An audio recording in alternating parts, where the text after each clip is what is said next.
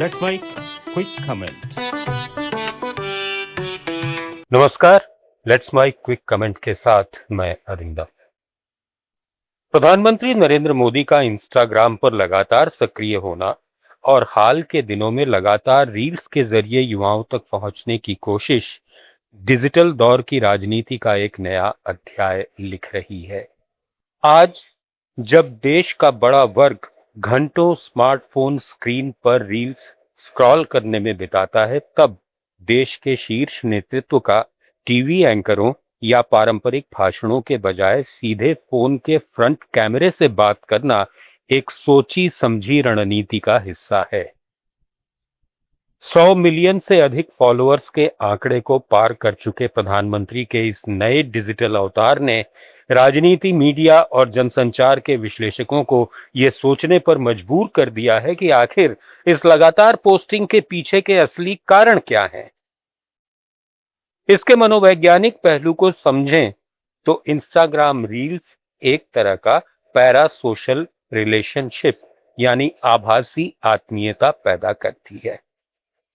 जब कोई राजनेता अपने दफ्तर, गाड़ी या देर रात अपने फोन के फ्रंट कैमरे से सीधे जनता से संवाद करता है तो देखने वाले को लगता है कि यह संदेश सिर्फ और सिर्फ उसी के लिए रिकॉर्ड किया गया है।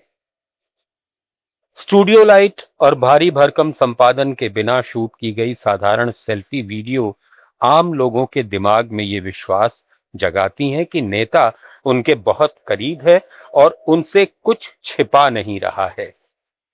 मनोविज्ञान की भाषा में इसे परसीव्ड ऑथेंटिसिटी यानी प्रामाणिकता का भ्रम कहा जाता है। युवा दर्शक किसी औपचारिक प्रेस कॉन्फ्रेंस की तुलना में ऐसे रॉ और अनफिल्टर्ड वीडियो पर बहुत तेजी से भरोसा करते हैं, क्योंकि इसमें नेता एक शासक के रूप में नहीं बल्कि एक आम नागरिक या अभिभावक के रूप में बात करता हुआ दिखता है।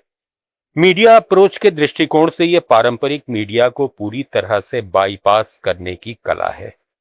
इतिहास गवाह है कि राजनीति में संदेश भेजने वाला जब पत्रकारों या टीवी चैनलों के सवालों से बचना चाहता है तो वो सीधे अपने स्वामित्व वाले या नियंत्रित डिजिटल मंचों का सहारा लेता है। रील्स और शॉर्ट्स जैसे फॉर्मेट का एल्गोरिथम इस तरह डिजाइन किया गया है कि वे यूजर को वही दिखाते हैं जिसे वो देखना पसंद करते हैं। ऐसे में बिना किसी तीखे सवाल, बिना किसी लाइव डिबेट और बिना किसी फैक्ट चेक के प्रधानमंत्री का संदेश सीधे करोड़ों मोबाइल स्क्रीन तक पहुंच जाता है। इसके अलावा आज की युवा पीढ़ी जेन जी और मिलेनियल्स का अटेंशन स्पैन यानी ध्यान केंद्रित करने की क्षमता बहुत कम हो चुकी है। वे 1 घंटे का भाषण सुनने के बजाय 30 से 60 सेकंड की रील में जानकारी पाना चाहते हैं। सरकार और उनकी मीडिया टीम इस तकनीक और व्यावहारिक बदलाव को अच्छी तरह समझ चुकी है, लेकिन इस आक्रामक इंस्टा अप्रोच को सिर्फ एक शौक या रणनीति नहीं बल्कि राजनीतिक मजबूरी भी माना जा रहा है। आज के समय में बेरोजगारी, परीक्षा में धांधली या युवाओं से जुड़े किसी भी मुद्दे पर गुस्सा सबसे पहले इंस्टाग्राम रील्स और मीम्स के जरिए वायरल होता है। पारंपरिक राजनीतिक आईटी सेल और हैशटैग अब युवाओं के इस नए डिजिटल आक्रोश को दबाने में नाकाम साबित हो रहे हैं।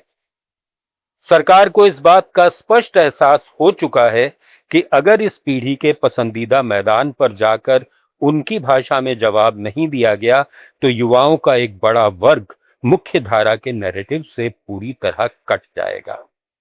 इसलिए युवाओं के बीच बने रहने, विपक्ष के किसी भी वायरल नैरेटिव को तुरंत काउंटर करने और अपनी योजनाओं का सीधे प्रचार करने के लिए रील्स बनाना अब सत्ता की मजबूरी बन चुका है। अगर वैश्विक पटल पर देखें तो नरेंद्र मोदी इस रास्ते पर चलने वाले अकेले नेता नहीं हैं। अमेरिका के राष्ट्रपति डोनाल्ड ट्रंप लंबे समय से सोशल मीडिया के जरिए सीधी राजनीति करते रहे हैं और उन्होंने भी अपने अभियानों में शॉर्ट फॉर्म वीडियो का जमकर इस्तेमाल किया है। इंडोनेशिया के राष्ट्रपति प्राबोवो सुबियांतो ने अपने चुनाव प्रचार के दौरान इंस्टाग्राम और टिकटॉक पर डांसिंग वीडियो और रील्स के जरिए युवाओं का दिल जीता था। अर्जेंटीना के राष्ट्रपति जावियर माइली और ब्राजील के राष्ट्रपति लूला दा सिल्वा भी अपने उग्र भाषणों और अनौपचारिक क्लिप्स को इंस्टाग्राम पर तेजी से शेयर करते हैं। फ्रांस के राष्ट्रपति इमैनुअल मैक्रों और यूक्रेन के राष्ट्रपति वोलोदिमीर जेलेंस्की लगातार सेल्फी स्टाइल वीडियो के जरिए जनता से संवाद साधते आए हैं। फर्क सिर्फ इतना है कि भारतीय प्रधानमंत्री का फॉलोअर बेस और इन रील्स की व्यूअरशिप दुनिया के किसी भी अन्य नेता से कहीं ज्यादा बड़ी है। इस आक्रामक इंस्टा रणनीति पर देश के लोगों और राजनीतिक विश्लेषकों की प्रतिक्रिया बेहद मिलीजुली रही है। समर्थकों का मानना है कि यह आधुनिक शासन और पारदर्शी संवाद की एक बेहतरीन मिसाल है। उनका कहना है कि प्रधानमंत्री युवाओं की भाषा समझ रहे हैं और देश के गंभीर मुद्दों पर सीधे जनता से जुड़कर एक आधुनिक और गतिशील नेतृत्व का परिचय दे रहे हैं। वहीं दूसरी ओर आलोचकों और विपक्षी दलों का तर्क है कि यह गंभीर शासन व्यवस्था को इन्फ्लुएंसर कल्चर में बदलने की कोशिश है। आलोचकों का कहना है कि देश के प्रधानमंत्री को टीवी या रील्स पर एकतरफा ज्ञान देने के बजाय मीडिया के सामने आकर पत्रकारों के तीखे सवालों का सामना करना चाहिए। उनका यह भी आरोप है कि 15 सेकंड की रील्स के जरिए जटिल सामाजिक और आर्थिक समस्याओं का सरलीकरण किया जा रहा है और जनता का ध्यान बुनियादी सवालों से भटकाया जा रहा है।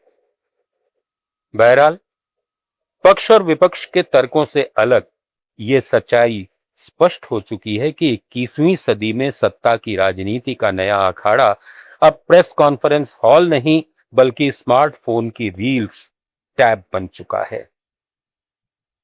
प्रधानमंत्री नरेंद्र मोदी का यह डिजिटल रुख यह साबित करता है कि जो नेता समय के साथ अपनी भाषा और माध्यम नहीं बदलेगा, वो आने वाले समय में राजनीति की मुख्य धारा से पीछे छूट जाएगा। क्विक कमेंट को आप रेडियो पर भी सुन सकते हैं। डाउनलोड करिए लेट्स माइक ऐप और हमसे जुड़े रहिए। It's time for news. It's time for more than radio.